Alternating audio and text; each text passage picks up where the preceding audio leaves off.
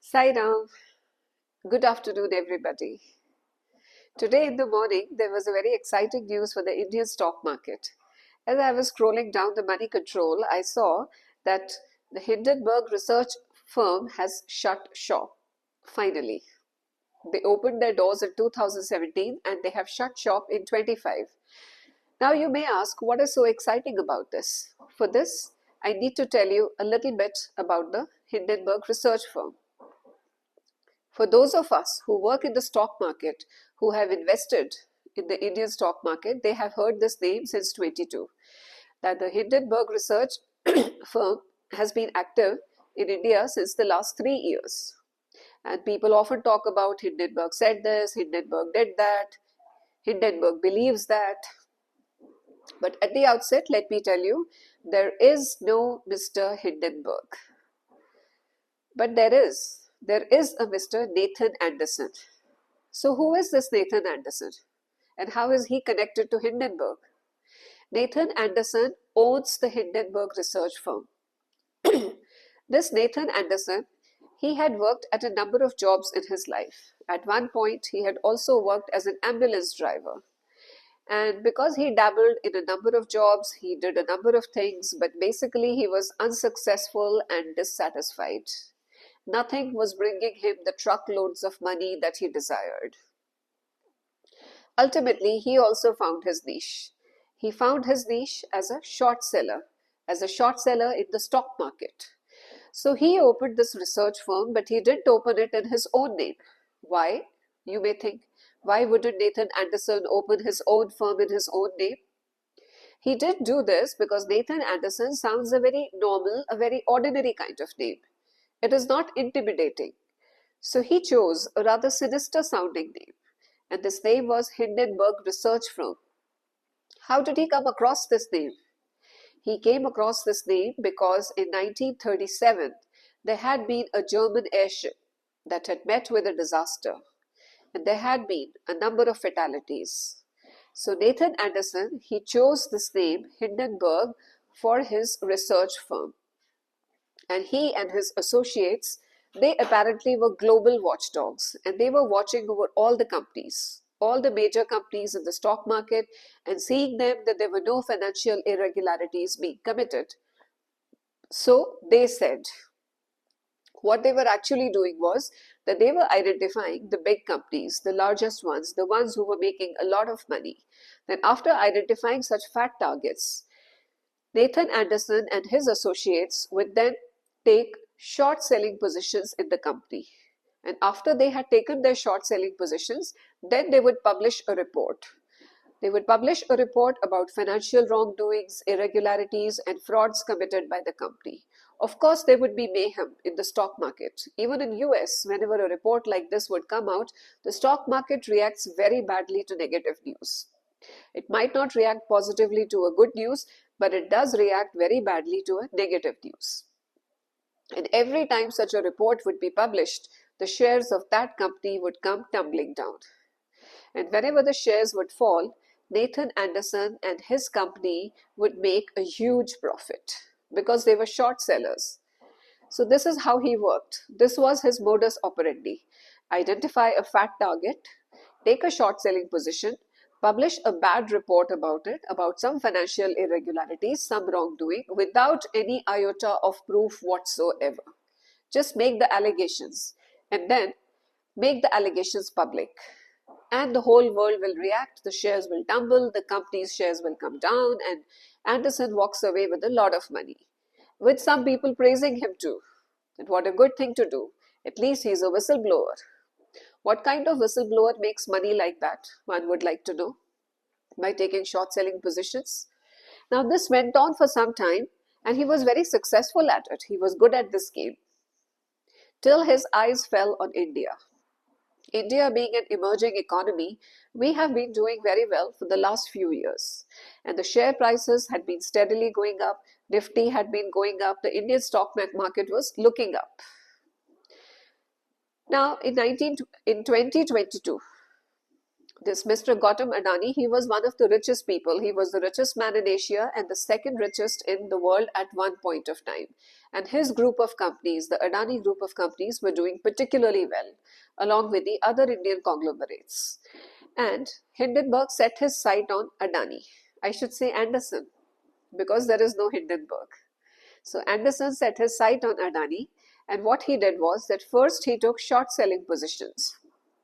After taking short selling positions, out came his report blaming and maligning the Adani companies and about all the wrongdoing that has been done without any proof. And of course, as expected, the stocks started tumbling. The stock price of Adani E&T, which at that time was 4,000 rupees, and even more than 4,000, I think, maybe 4,100 at that time, it fell to 1,000 rupees in a very short time. More than 75% of the money had been wiped out from the share market in the Adani companies. Now you might ask, whom did this hurt? Did it hurt Mr. Gautam Adani? I don't think so. Mr. Adani is a very rich man and his business, his companies operated as usual. He was still doing very well. It was no loss of money for him. But Nathan Anderson walked away with truckloads of money, with millions of dollars, which belonged to the hard-working Indian public who had invested their money in the stock market. Why, you may ask, and how? Because the Gen Z, as we now call them, the young generations of people, they don't invest their money in the fixed deposits in the bank like their fathers and grandfathers. What they do is that whatever they earn, they usually place a major portion of it in the stock market. And they had been happily making money in an honest way from their own stock market, till along comes Mr. Nathan Anderson of the Hindenburg research firm. And he makes so many allegations and he takes his short selling positions. And what happens? If you target one company, do you think just the one company tumbles? No, it doesn't work that way. Whenever there is a bad news, the entire stock market reacts. And so many shares had come down at that time. A lot of people lost a lot of money. It was the Indian public's money, the hard-earned money, and he walked away with it. Don't you think it reminds you a little bit of the East India Company, how they had come to trade in India and somehow they walked away with all the profits. They were the winners while the Indians were left the losers. But this is what happens anyway. Whenever a white man, he says something, we Indians tend to listen very seriously. If a brown man or a black man says something, please, I am not being racist here, don't blame me. But what happens is that when a white man says something, the world tends to believe, most of all the Indians. And we all did. Everyone was alleging the Adani companies have done this, they have done that, and there must be some irregularity, there must be some fraud. But who was suffering? Again, I want to ask. It was the Indian public who suffered. He walked away with the money. Now, he was successful in 22. So now come 24. Again, the Adani company's shares were up. And so he decided to play wolf a bit too often. You remember the story of the boy and the wolf? There used to be a boy in a village who used to cry wolf, and all the villagers would come rushing, with sticks in their hands to kill the wolf that was lurking in the village, only to find that there was no wolf. And this he did again and again and again. And every time the villagers would come rushing to help him and to kill the wolf, till at a point they did not believe him and they did not come. And this is what happened with Nathan Anderson this time, when again he targeted the Adani company, again alleging some irregularities, even involving the name of the SEBI chief. Now, the public did not react as it had reacted in 22. The shares did fall, but not that much. And I don't think he was able to make a lot of money this time. So now let me tell you one more thing, that the short selling, this is not legal in India, especially not the way it is in America. In US, you can take positions in short selling. A group of people can do that. But in India, you can do that only in the intraday. You can sell shares, you can short sell them, but only in the intraday. You cannot take a short selling position in shares. So what he was doing is already illegal in India. But what I dislike most is the moralistic approach that he takes. because he is a short seller. Anderson is a short seller. Short selling is his bread and butter. This is what he does for a living. Fine.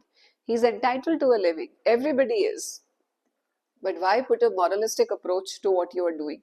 Why try to make it, like you are holier than thou and the others are all evil and frauds? Now, this is not done. Just say honestly, I'm a short seller and this is what I do, and so I will do it. Why do you have to blame everyone and blame, the processes and the people and the irregularities when all you are doing is making your money? That is what I feel is wrong. Anyways, so it came as a very exciting bit of news today that finally Nathan Anderson, he has shut shop. Now there will be no more Hindenburg research firm and no more so-called disclosures of financial irregularities which will threaten our stock market and take away Indians' hard-earned money to US. Thank you.